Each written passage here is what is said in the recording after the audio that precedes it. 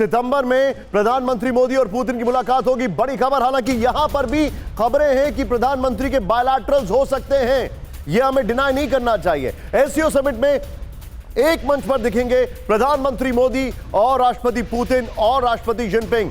भारत, चीन, रूस के बीच त्रिपक्षीय वार्ता हो सकती है। यह एक बहुत बड़ी खबर इसलिए है क्योंकि इस बैठक के लिए बहुत दिनों से ग्राउंड वर्क किया जा रहा था। आपको पता होना चाहिए कि पिछली बार जो एससीओ समिट हुई थी उसमें प्रधानमंत्री नहीं थे। ये इस वक्त की बड़ी खबर अब आपको मैं बताने वाला हूं। ये देखिए, प्रधानमंत्री और पुतिन और शी जिनपिंग की एक बैठक हो सकती है।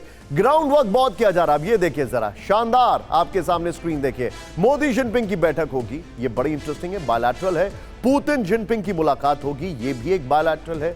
प्रधानमंत्री मोदी कल शनिवार की शाम को चीन के पोर्ट सिटी तियानजिन में पहुंचेंगे। रविवार की सुबह उनकी जिनपिंग से मुलाकात होगी। करीब 40 मिनट चल सकती है। मोदी जिनपिंग के बीच द्विपक्षीय बातचीत होगी। हम आपको लगातार ये कवरेज दिखाते रहेंगे, हमारा चैनल इसको कवर करता रहेगा, हर किसी की नजर होगी। रविवार की शाम प्रधानमंत्री एससीओ के ऑफिशियल रिसेप्शन में हिस्सा लेंगे, जिसे शी जिनपिंग होस्ट करेंगे। सोमवार को मोदी और पुतिन के बीच द्विपक्षीय मुलाकात होगी। एससीओ की मुख्य शिखर वार्ता सोमवार को होगी। एससीओ समिट में एक और खास बात होने जा रही है। ऑपरेशन सिंदूर के बाद भारत और पाकिस्तान के प्रधानमंत्री एक साथ एक मंच पर होंगे। एससीओ समिट में शहबाज शरीफ भी हिस्सा ले रहे हैं। ऐसे में सवाल यह है कि क्या दोनों नेता हाथ मिलाएंगे? मेरा तो उससे भी बड़ा सवाल है कि क्या शहबाज शरीफ को होना चाहिए था, असीम मुनीर को वहां पर होना चाहिए था, क्योंकि देश तो लग रहा है असीम मुनीर ही चला रहे हैं, खैर पाकिस्तान का। इस वक्त सीधे चलूंगा, मेरे साथ हमारे साथ अम्बेसडर उज्बेकिस्तान से सर आप हैं, लेकिन मेरा सवाल आपसे थोड़ा सा, उज्बेकिस्तान को आप रिप्रेजेंट कर रहे हैं मेरे साथ। सर समझना ये वाली बात है, अम्बेसडर सिंघल, जिस तरीके के हालात हो रहे हैं, एक बहुत अच्छी रेफरेंस बुक हमारे पास तैयार हो गई है। वो रेफरेंस बुक है व्हाइट हाउस में selected NATO leaders with Zelensky versus Trump. हाँ जी किया और अल्टीमेटली वो करके गए जो वो चाहते थे। ये मैं बुक इसलिए बोल रहा हूं, कोर तैयार अगर हो जाए कि हमें इस इशू पर हैंडल करना है, बाकी सारी चीजें कैन टेक टाइम। आप एम्बेसडर हैं, मैं आपसे पूछ रहा हूं, आपसे सीखना चाहता हूं। देखिए, आप सही कह रहे हैं कि प्लेबुक बन सकती है, लेकिन प्रॉब्लम क्या है कि हर एक कंट्री का अपना एजेंडा है एससीओ में। चाइना, उसका अपना उद्देश्य यह है कि वो एक यूएसए का काउंटर पार्ट या उसका एक काउंटर बैलेंस बनना चाहता है। रशिया चाहता है कि भारत के साथ मिल करके एक वो अमेरिका को काउंटर बैलेंस किया जाए।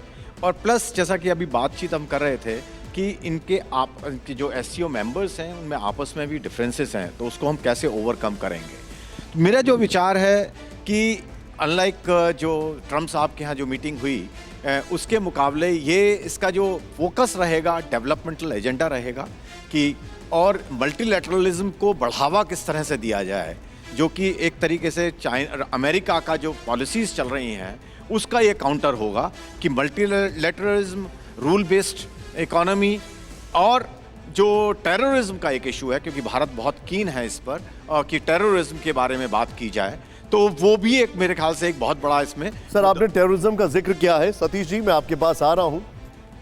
जस्ट फैस्टन योर सीट बेल्ट्स एक ब्रेकिंग के साथ सर, लेकिन उससे पहले मेरे साथ योगेश सर हैं, एम्बेसडर योगेश सर। जो हालात हैं सर, इन हालात में हर कोई एक चीज समझना चाहता है कि शी जिनपिंग के ऊपर कितना ट्रस्ट कर सकते हैं। और मैं आपसे यह सवाल क्यों पूछ रहा हूं, जरा कल्पना करिए सर, अभी हम आपसे जब बात कर रहे हैं तो आक्साई चिन के इलाके में तिब्बत से जोड़ने वाली एक रेलवे लाइन तैयार की जा रही है और ये भारत को इनवाइट कर रहे हैं, भारत से इकोनॉमिक कोऑपरेशंस की बात कर रहे हैं। हम कितना ट्रस्ट कर सकते हैं चाइना पर?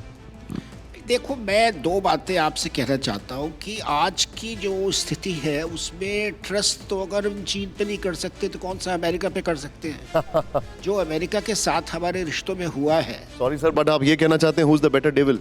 Well, what I am trying to say is कि आज की तारीख में जो है ना, इन फैक्टर्स को हमें थोड़ा सा इग्नोर करना पड़ेगा। हमें ये देखना पड़ेगा कि जो बदलते सूरत हाल है, जो चेंजिंग जियोपॉलिटिक्स है, उसमें भारत के इंटरेस्ट क्या है और वो किस तरह से अच्छी तरह से हम मीट कर सकते हैं, और उसमें चाइना का बहुत इंपॉर्टेंट रोल है। चाइना एक बहुत बड़ी इकोनॉमी है, हमारा एक नेबर है नॉर्थ और ईस्ट में। तो अगर हमारे बॉर्डर्स पे शांति रह सकती है, स्टेबिलिटी रह सकती है, और चीन के साथ हम अपनी ट्रेड और इन्वेस्टमेंट्स बढ़ा सकते हैं, तो उससे बहुत फ़र्क पड़ सकता है, यू नो। तो हमें जो है, जो पिछली सोच है, उससे आगे निकल के आना पड़ेगा। ओके। और ये देखना पड़ेगा कि अब हम नया क्या कर सकते हैं। एक अंग्रेजी की बड़ी पुरानी कहावत है और वो कहती है what is there in it for me, यानी बड़ा सेल्फिश थिंकिंग है, लेकिन मेरे लिए क्या है उसमें। तो भारत के लिए एससीओ समिट में क्या है निनाद सर? अमेरिका की एक और कहावत है that if you are so smart how come you ain't rich. तो भारत को बहुत, देखिए एससीओ एक तरह से फॉल बैक है। गलवान हम भूल नहीं सकते, पाकिस्तान का जो सपोर्ट किया है चाइना ने वो हम भूल नहीं सकते। हमारा एक साल का $80 बिलियन का जो ट्रेड डेफिसिट है चाइना से, हम वो भूल नहीं सकते। भारत को एक चीज़ जो सता रही है, जो अभी तक हमने डिस्कस नहीं करी यहाँ पर, मेरे ख्याल से सबसे ज़्यादा इंपॉर्टेंट है, वो है शी जिनपिंग और ट्रंप के बीच में कोई ऐसी डील हो जहाँ ट्रंप कहें कि आप वेस्ट हम पे छोड़ दे, एशिया हम आप पे छोड़ते हैं, कटिंग इंडिया आउट।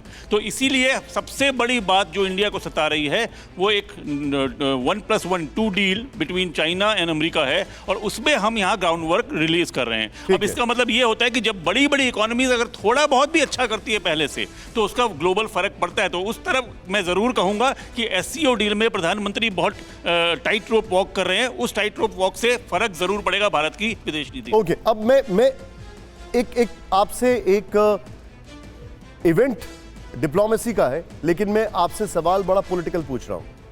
पॉलिटिकल सवाल इसलिए है, इंटरनेशनल पॉलिटिक्स की मैं बात कर रहा हूं। मुझे एक बात बताइए, क्या भारत इस मंच का इस्तेमाल करने वाला है जो उसके सामने डेफिसिट आया है टैरिफ के बाद? और अपने दर्शकों को बता दूं, please be on stand by. अब से ठीक 2 मिनट के अंदर एक ब्रेकिंग आ रही है पाकिस्तान को लेकर, और उसके बाद मैं सतीश जी के पास आ रहा हूं। ये बहुत बड़ी खबर है पाकिस्तान को, don't miss out on that. क्या इस मंच का इस्तेमाल हो सकता है, या ये वो मंच इतना बड़ा है नहीं जिसका इस्तेमाल हो पाए? क्योंकि ब्रिक्स भी अगर देखा जाए तो फेल कर गया।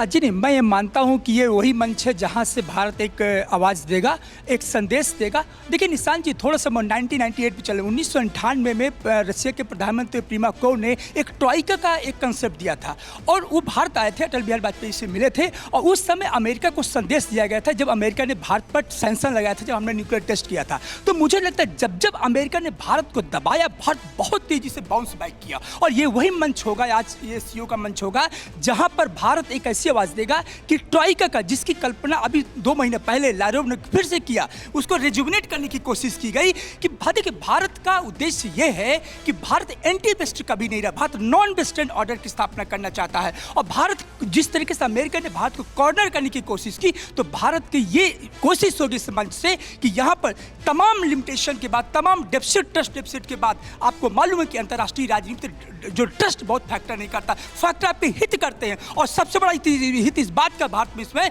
कि ट्रंप को ये संदेश दिया जाए कि भारत ने अभी पत्ते नहीं खोले, यहीं से भारत पत्ते खोलेंगे। आप बहुत पॉजिटिव और बहुत ही एक कहा जाए इसको ऑप्टिमिज्म के साथ बोल रहे हैं।